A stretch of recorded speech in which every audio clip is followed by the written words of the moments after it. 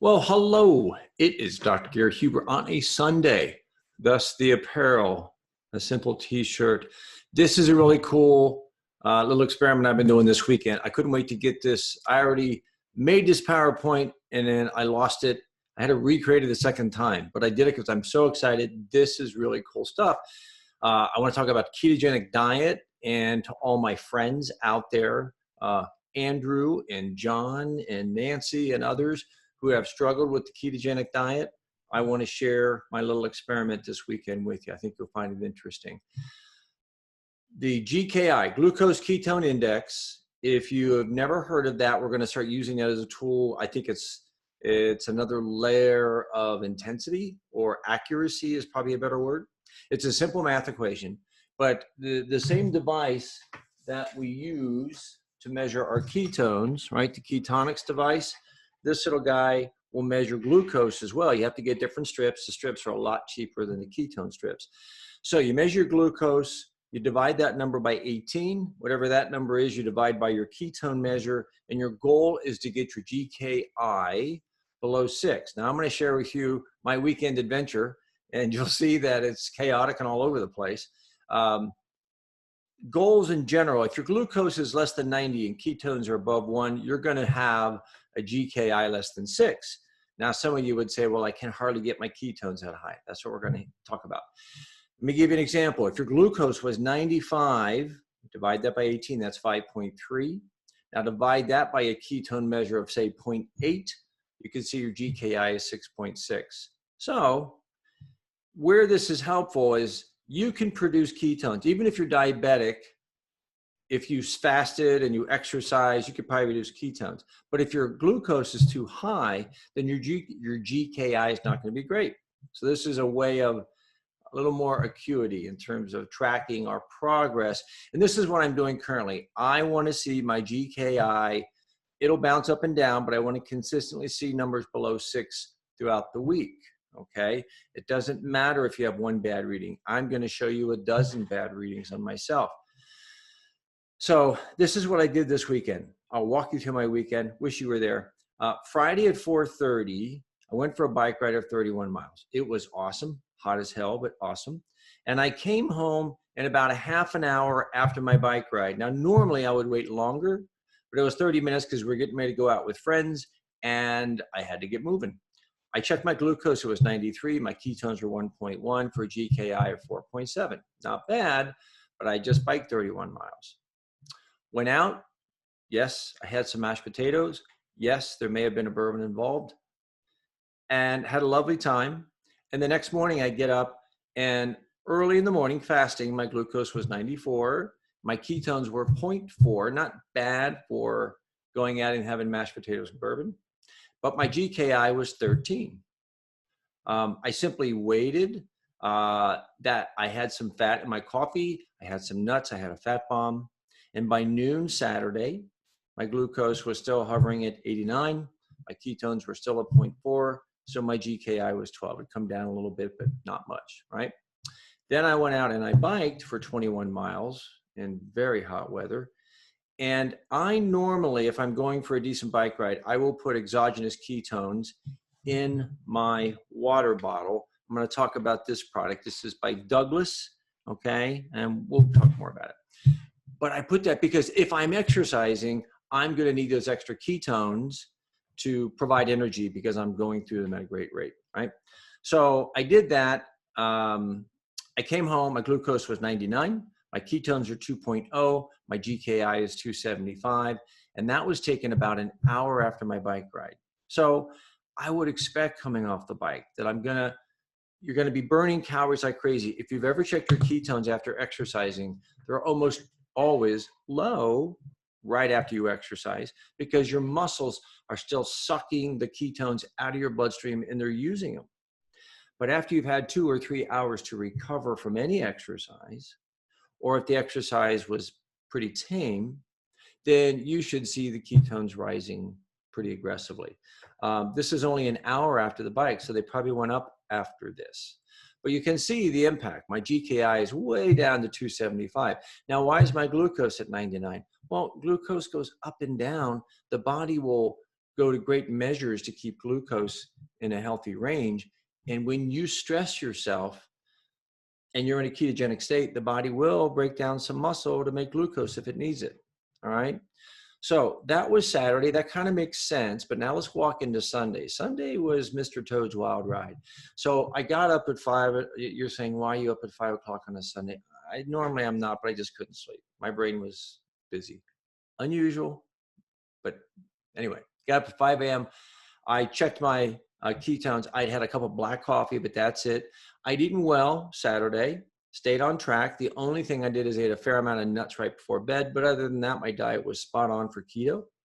My glucose was 91. And my ketones are 0.3. Disappointing, right? I'd had a good day. I'd biked. I had stayed on track. GKI is 16.8. I waited an hour, and now I've added fat to my system. And I have noticed that I go into ketosis easily if I add fat to my body. My body's very adept at burning fat as fuel. So after having been up for about an hour and a half and having had fat in my body for an hour, I recheck my numbers, and you can see there hardly any change. So giving myself fat, I wanted to see would my body begin to generate ketones, and it really hadn't. Glucose is 92. Ketones are 0.3. Do the math, divide by 18, blah, blah, blah. GKI is 17. All right. Here's where the fun starts. At 6:30, when I took that reading, I decided to try my Douglas ketones in that setting. I'd been reading a lot of literature about the use of exogenous ketones.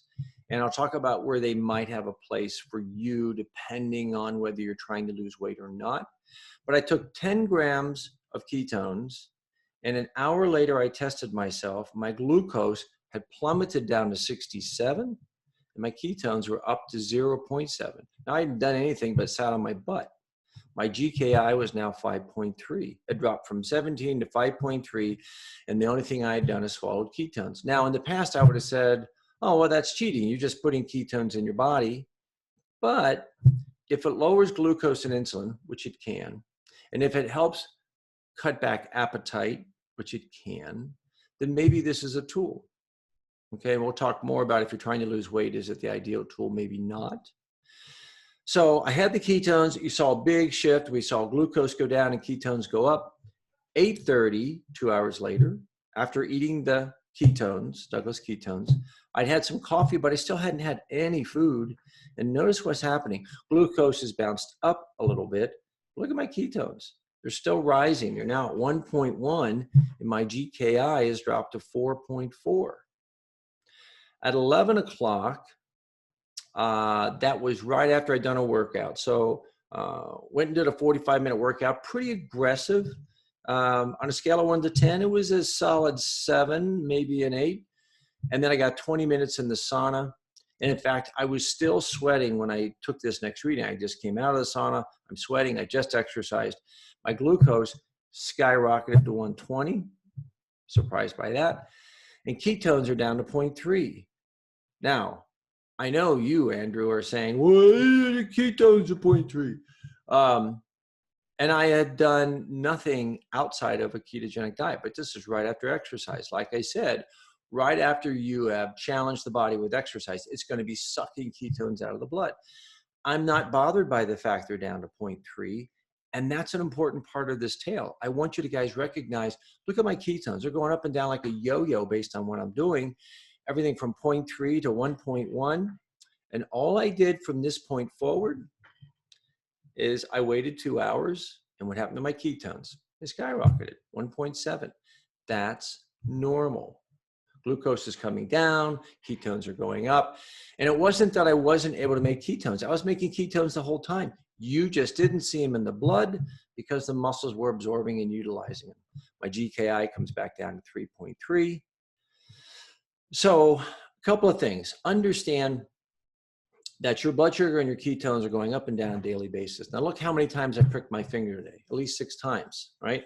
But it was part of I wanted to see the moving dial. So if you're checking your ketones once a day or once a week, and you just happen to catch yourself at an odd time, that doesn't mean your body's not producing ketones, and it doesn't mean you're not in ketosis, all right?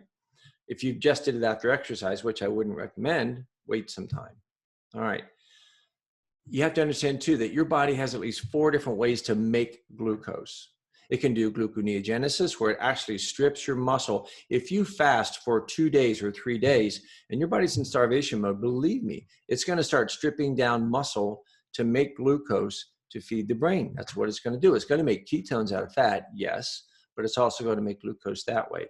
Even if you're in ketosis, when you take beta hydroxybutyrate, which is the ketone, and you convert it into energy, glycine is one of the byproducts, and the body can take glycine and glycerol and put it down the Cori cycle to actually make sugar out of that. Your kidneys can make blood sugar, your liver can make blood sugar, or can make sugar for the bloodstream. So you have a lot of different mechanisms. Your body is going to keep that sugar within a certain range, and it's going to go up and down based on the amount of stress that it feels. So balancing your nutrition and your energy is definitely a moving target. All right. Now, what I found interesting about this is the first time I'd ever done ketones without exercising and measured them. It was amazing what it did. Is there a benefit to taking exogenous ketones? Well, studies have shown that when we take exogenous just means you're taking ketones, you're not making them. You make endogenous ketones. These are exogenous ketones. They're coming out of a jar, they're not coming out of your fat stores. But they do have an increase or an impact rather on appetite. They can definitely reduce appetite. If somebody's trying to fast and they take this in, are they still fasting? No, not really, because this is caloric. But if it helps them to get through the fast, there might be a tool there. If somebody's trying to lose weight, we want you to burn your fat and make your own ketones. That's the benefit.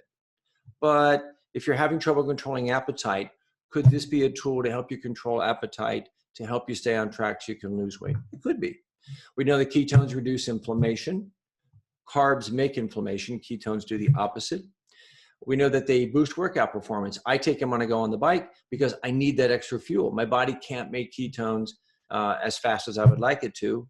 You don't ever run out of energy, but it helps add extra energy. Ketones are neuroprotective. I don't do a ketogenic diet to lose weight. I don't want to lose weight. I don't need to lose weight. I do a ketogenic diet to protect my being, all right, my brain. So ketones are neuroprotective. They're an awesome energy for your brain, and they enhance cognition. Now, does swallowing a gallon of this make your brain work better? Marginally, maybe.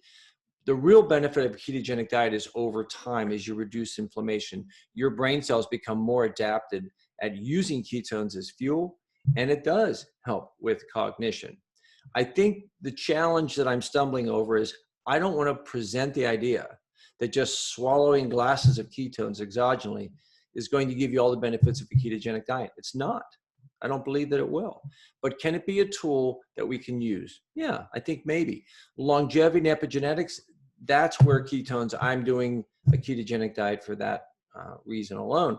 I want to live longer, and it alters my genes. It makes my genes behave in a younger fashion.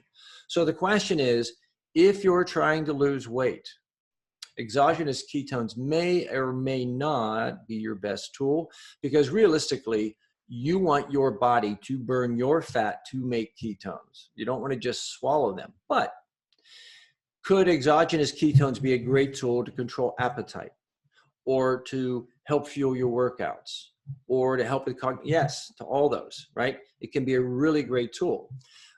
These are products. So I'm going to talk about MCT oil on another talk coming up soon, but because the question with MCT is what type and what amount, and do you take powder or liquid? When we talk about keto metabolics, this is the product from Douglas that I've got on the screen here. That's just beta hydroxybutyrate.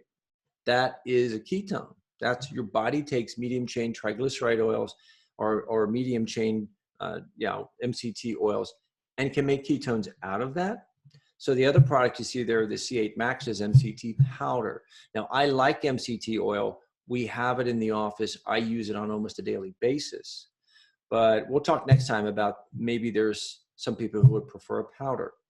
I think there's room for these kind of products in your arsenal, but I want to make sure you're using them in the right way, that you're getting the most out of it. And I don't want to present the illusion that just swallowing these things is magically going to make you Superman or make you lose weight. But they are cool. They do kind of work. I hope this was helpful. Don't get frustrated. Enjoy the ride. If you're trying to do a ketogenic diet, remember the 3 levers. You can exercise, you can reduce your carbs. What's the third? I've forgotten the third. You can reduce your carbs. You can fast. Okay. So those are the things that really make a difference. Anyhow, I'm going to bug out of here. If you have any questions, please don't hesitate to reach out and let me know. Until then, I'm going to be doing the next video on MCT oil, probably later this week. Take care. Bye now.